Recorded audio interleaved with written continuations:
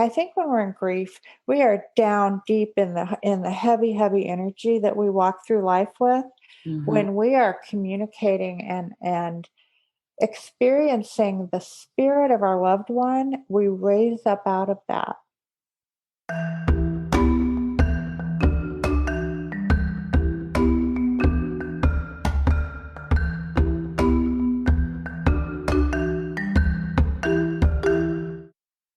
Hello and welcome to Self Talk. I'm Rachel Astarte. Today on the show, I have the great pleasure of speaking with Shelley Buck and Kathy Curtis. They are the authors of Leave Your Light On, the magical mantra left behind by an illuminating spirit, which is based on Shelley's son, Ryder. We're going to hear more about all of that in a moment, but just a little bit about each of these wonderful women. Shelley is a storyteller and an artist, and she has been expressing her creativity through original jewelry at Shelley Designs. And again, we're going to hear much more about her journey. And Kathy has been a healing artist and a writer since 1991. She particularly works with the transformation of grief and illness and emotional barriers through creative expression. She's also the author of Invisible Ink, which is a memoir about her own journey through grief. Ladies, thank you so much for being on Self Talk. Thank you very much for having us. Now, I know that you both are friends, and that's part of this story.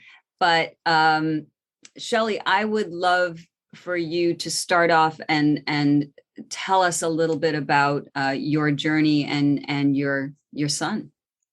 All right. Well, Ryder was born in 1990, an old soul, very mature for his young age. He was always kind of introspective and self-contained.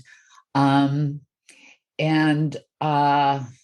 should back up a second. I met my husband at Disney Studios, and we started a family right after we were married. Ryder, my first son of three, grew up, pretty mellow. And I was more of an excitable type. So we had to learn to do a dance that left room for both of us. Mostly I had to learn because he was chill from the get-go. Mm-hmm. And I had to just reel it back in. When Ryder was 22, he had already started a band. He was a guitar player, singer, songwriter. And he was diagnosed with testicular cancer, stage 4. Mm. So at the time, I didn't know what stage 4 meant, but we found out quickly it had spread to his lungs. And he went immediately into surgery and then treatment. We went through 9 months of that with 1 week in the hospital where I was with him every day and 2 weeks out. Mm. So during his out time, he would recover for a couple of days and then he was gone. Mm-hmm. And this is part of what I had to learn as a mom, to loosen the leash. I mean, he was 22 after all. And though I worried and wanted to see where he was at all times, he was out playing gigs, camping, hiking, surfing, climbing rocks, doing all sorts of things that, the doctors would recommend against. Then he went to Bali for a month, the summer that he was cleared, and came back a different person. I mean, if he had been introspective and spiritual before, he was 10 times that when he got back. Wow. He'd studied the culture and the belief systems and really brought a lot of it home with him. A couple of months after that, his car broke down on the freeway and he was walking home in a dense fog in the middle of the night and was hit by 2 cars. And that was the beginning of my grief journey. Yeah. So that's been almost 8 years now. And I was writing a journal from the day he was diagnosed and well beyond his passing. And at a certain point, several people had said, you have to write a book. And then Ryder got in touch with me and said, Mom, tell my story. So I turned to Kathy, and she can tell that part of the story because it's pretty good. There's a lot to go into there, but yeah, Kathy, so how do you fall into this storyline, and tell us a little bit about yourself as well? Well, Shelley and I met when we were 12 years old, and my family moved into her neighborhood in Chicago, and we just hit it off immediately, just, bonded deeply and permanently. And so she went to California and followed her dreams of working at Disney and met Chris and had her family. And I got a fine art degree, went into corporate communications and marketing and storytelling, and all the ways that you can use creative abilities in the corporate world. And but at the same time, I always had a real pull toward journaling and self-expression and just the ways in which creativity can be a healing tool. That was just my thing. It came from wherever. I mean, it wasn't anything I studied. It was just something that had worked for me in my life.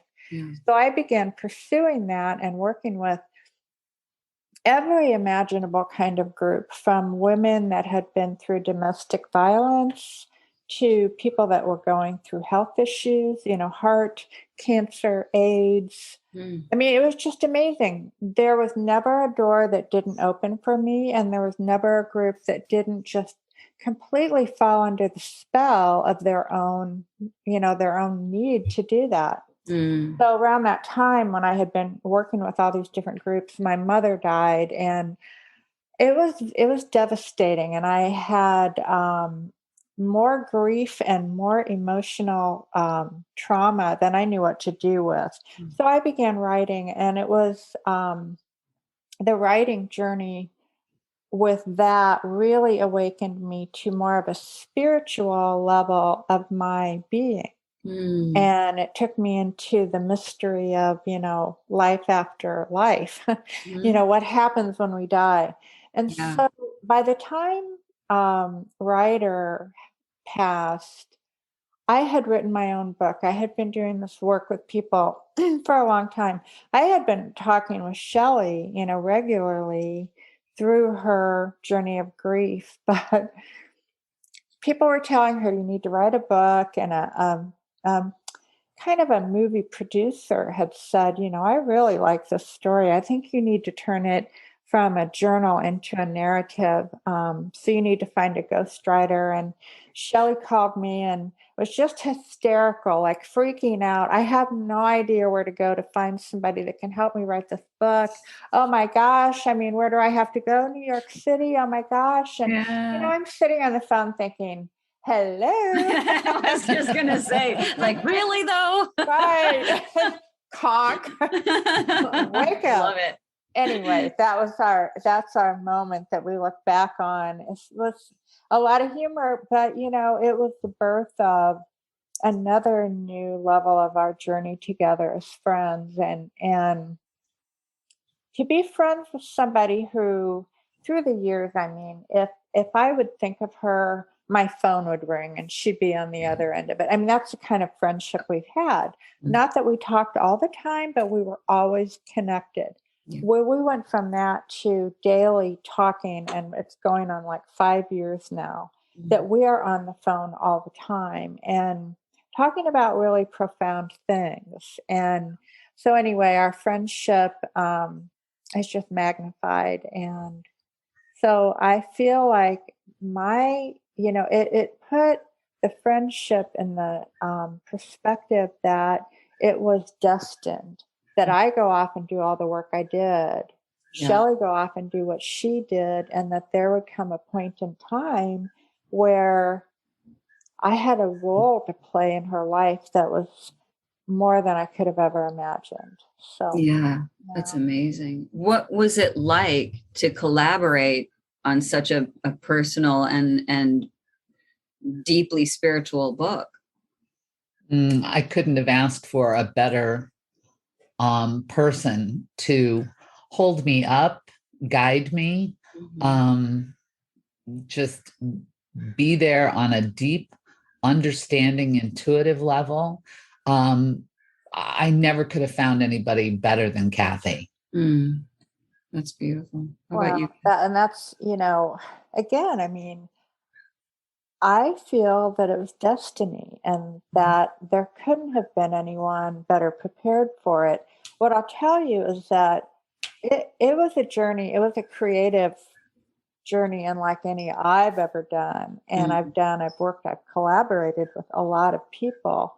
But, what Shelley had to do was like another layer of her grief is that in the writing of a book that would serve the reader and give them a story that could keep them on the edge of their seat, but also help to, I don't know, help to heal them in a way. We had to leave things out of the story that Shelley had put in the journal. And there were many times when it was another like wave of grief that she had to go through to let go of things that I, her best friend, is saying, you really have to let go of this. So it was quite a journey, but I came out of it. I always felt Shelley had a ton of courage, and I'll reiterate that forever because she faced and tackled and stood up to and overcame in order to tell the story. Yeah. And losing a family member is one of the worst possible things that can happen to us, whether it's a mother or a child or a father. I lost my father, this is 20 years ago, and it still feels like yesterday. And we were very close, and he was also a writer. And it's devastating. Your life just is never the same. But if you both could speak briefly, and I know this is a huge topic, but let me back it up. Ram Dass talks about productive grief versus unproductive grief. And I wonder if you might be able to speak to that a bit, what that means to you. Well, the unproductive grief is what I was in the very beginning. It was, it froze me in my tracks. I could barely take a step forward. I could barely shower. And that lasted, well, the showers didn't last, but that kind of debilitating grief lasted for at least a couple of years, where I just had no desire to do anything. And I had 2 other children. Yes. So I was putting one foot in front of the other, doing what had to be done, dealing with life. I mean, 1 month after Ryder passed, my husband's film was released, Frozen. And it was just a litany of celebrations and travel. And I had to compartmentalize my brain and my feelings so that I could attend to him and his success, and also my own grief journey. Wow. I took a lesson from Ryder ultimately, and sought the things that did fulfill me and did light me up, because that was what he was all about when he was in the hospital and all of those antics. He was pursuing his greater good, his best inner light. And that was definitely part of his healing. So I took a lesson from that and tried to apply it to my life. Yeah. Yeah. And I want to talk more about that in a minute, but Kathy, I'd love to hear your thoughts about productive versus unproductive grief. Well, I learned a lot through my own journey. And that was, when I when I had all these feelings of grief about my mom, I knew that I had to write. I mean, I knew that I just had to get, because her death was, it happened quickly. It was very painful. My family had no idea how to handle any of it because it was over 25 years ago, and it was early in the days of dealing with cancer and dealing, it was just very overwhelming. Yeah. So the writing really, really, well, that was my productive grief time. That was me doing something with my grief. Mm-hmm. But then the thing that came out of it was just sort of this opening that happened to my mom's spirit, where I began to feel, because I wrote to her. I didn't just write about her, I wrote to her. The being led, being intuitively guided through your own grief is the most productive grief I can, talk about. And I lead people through that kind of a program. But I think what Shelley's talking about is the same thing. It's engaging with the lessons and, acknowledging the meaning within the bubble of your particular experience. So I know that there are people who feel they can't get up and do anything when they're going through grief. If they can do something simple, go for a walk in the woods and think about their loved one, or go, plant flowers, or just a little tiny actions done on behalf of that loved one, there's a lot of healing that can happen in that. Yeah, that's really beautiful. I mean, and also what I'm feeling as you're saying that is you're keeping their spirit with you, and you're honoring that being, that very unique being, by engaging and not just staying stuck in the sad place, which may never go away ultimately, right? But you're not living there. You're, it's almost like you're taking the grieving part. There's this idea of people who are grieving are so pure. There's nothing else but that pain that's moving through them. There's no distraction. There's no lying. There's no, it's completely an honest way of being. And so to take that purity and work with the spirit of your loved one, what a beautiful way to honor them. Yes. And in a way, I mean, I'm putting this together. Maybe you'll tell me if I'm right or wrong, but in a way, it sounds like that's what this book was in part as well. I would say that's true. Yeah, the book is one of the things we did, and like Kathy said, it's not necessary to write a book, but the act of writing is so cathartic and therapeutic. I'm a person of action, so even in this debilitating grief, we set up a music scholarship at the high school in Ryder's name. Beautiful. We installed a bench on the top of his favorite mountain, where he used to go and play his guitar. Excuse me. And we produced 3 CDs of his music, because we had some recorded and some we recorded with his brothers, who were trained vocalists singing the lead parts. And what else did we do, Kath? Well, I mean, I think your life revolved around bringing, honoring him for a long, long time. And there were so many ways to do it, because he had honored his own life in so many different ways. And it just gave you a ton to work with. But I do think that you're right, Rachel, that the writing of the book, and especially doing that together, because I think the journey through grief often feels very lonely, and there aren't a lot of people that are comfortable stepping up to taking that journey with someone.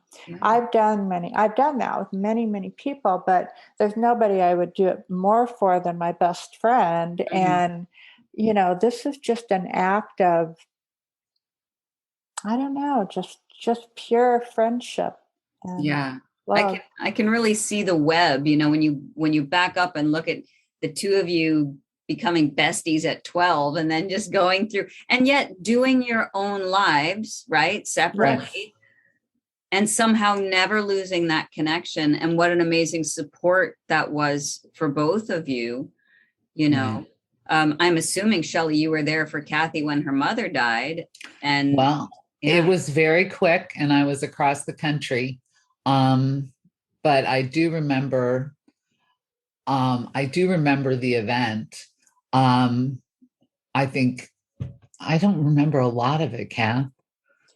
Well, it was a blur. It was a very I mean, she had, small children, and I had a husband and a full-time job, and my mother lived 2 hours away, and it was just insane how that felt. And it was about 2.5 months from beginning to, her death. And but yes, I mean, Shelley's the one I go to no matter what I'm going through. If I need to talk about it and just have someone listen to me, she's the one. Well, that actually leads me to my next question. And then I really would love to get into a little bit more of Ryder's legacy but what can we do when we encounter someone who is grieving? What's the best thing we can, I mean, obviously we can't take it away. We can't say things will get better. Of course they will, but that's not what you want to hear at the time. Right. At all. Because it certainly doesn't feel that way. Right. What are some pieces of advice you might give to listeners about managing a dear friend or even a family member or even a stranger who's grieving? The most important thing anyone did for me was to just be there. They didn't have to say anything profound. They listened and told stories about Ryder, which I could hear and tell endlessly to this day. I think, one friend asked me to go for a walk. Okay, I can do that. That can be quiet, that can be meditative. I can be in touch with Ryder. But it was company, and it was just that kind of almost passive company that was such a great comfort. Beautiful. Yeah, Kathy, what would you suggest? Well, a big part of why I think the writing program I take people through has worked so well is that it really is based on asking questions of the person going through grief that maybe nobody ever asked them before. Like, how did you meet your loved one? Or what's your favorite memory of your child? Or what is a dream that you think they had that maybe they didn't get to fulfill? Like, just get them into a bigger way of engaging with that loved one and show that you're as curious and interested in them as they are. That's like getting to talk about your loved one is medicine when you're going through grief. So, but I found that it's just like coming at it from different, like just come up with a different kind of question born out of your own curiosity that just makes them think about their loved one, not from a point of view of grief, but wow, well, this is the person that I loved. And this is something I hadn't thought about. It's just like brings their spirit up. Yeah. It's funny as you say that, I'm wondering if sometimes if there might be a best time to raise those questions, because I'm thinking of my own experience. Sometimes those questions would make me grieve even more, to have to think about this person almost as though they're still alive, and say, oh, and God forbid, whatever family member it is. In my case with my father, was there something that he didn't get to do would break my heart. You know what I mean? To think about that. Yeah. I don't know. What do you think? Do you think that everybody's different, of course, but Definitely. And I think you're right that there's, timing. We can never know what's going to be right for someone. But I'll tell you, I come at it from the point of view that they are still alive in some way, Okay. whether it's spiritually, whether it's the the unfolding story of that person, your father, in your heart. Like Mhm. there's some version of they're still there that you never Mhm. have to let go of.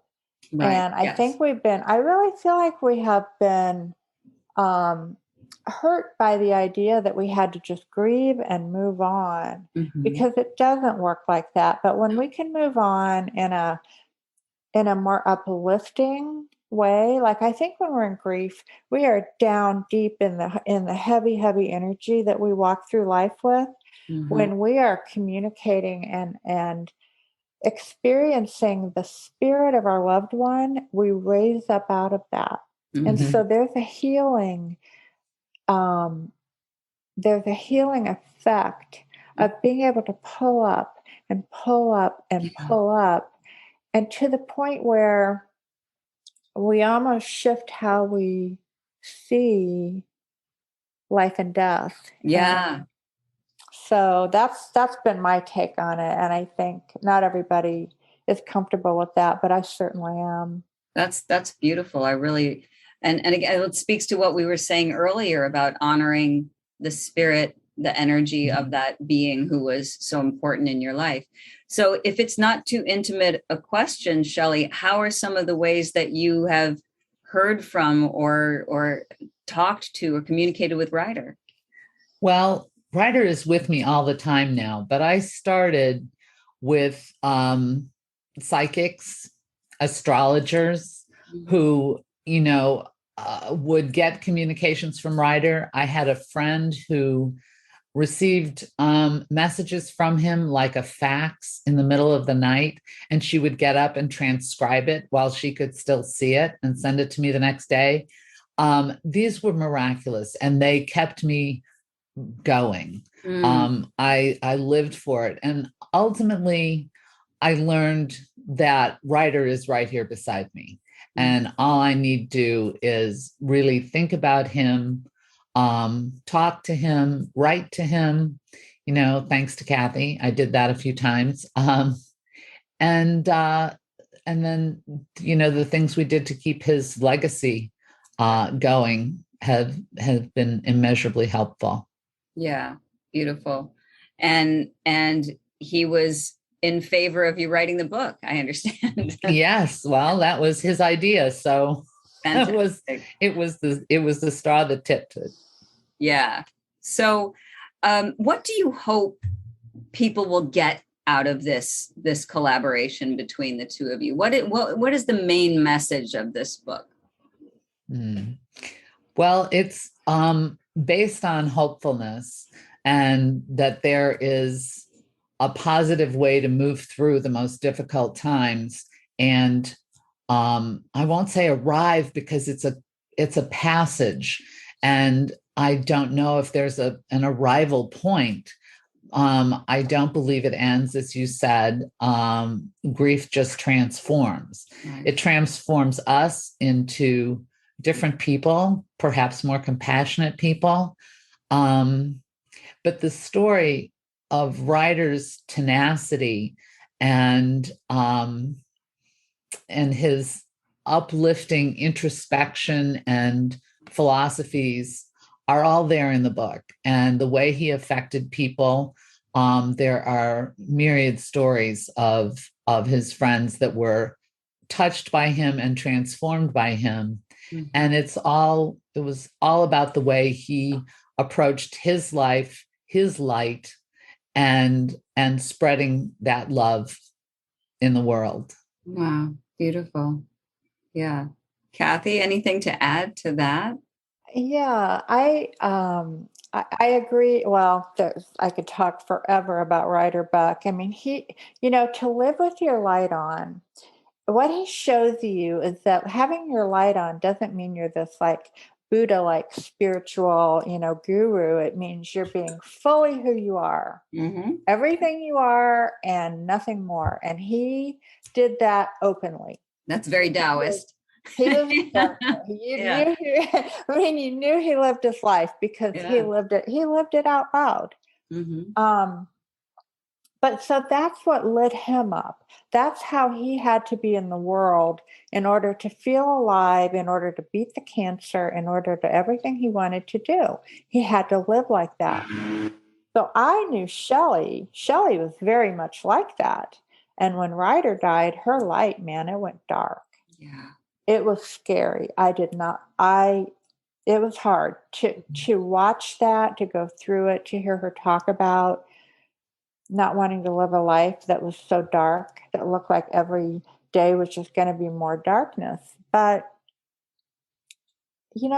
writing the book and focusing on what Ryder was all about, I remember the day her light came back on, or that I noticed that it was on and that it didn't go back out.